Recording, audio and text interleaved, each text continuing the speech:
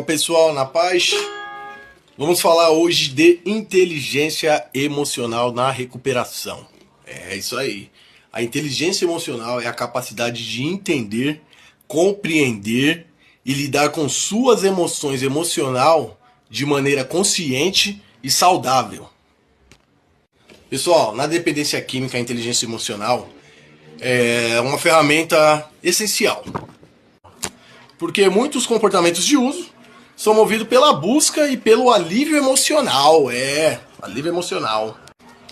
Como tentar evitar a dor, ansiedade, tristeza e estresse.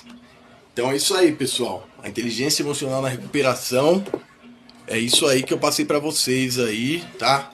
Tem que estar muito ligado sobre isso, tem que cuidar muito do seu lado emocional, porque pode gerar, mano,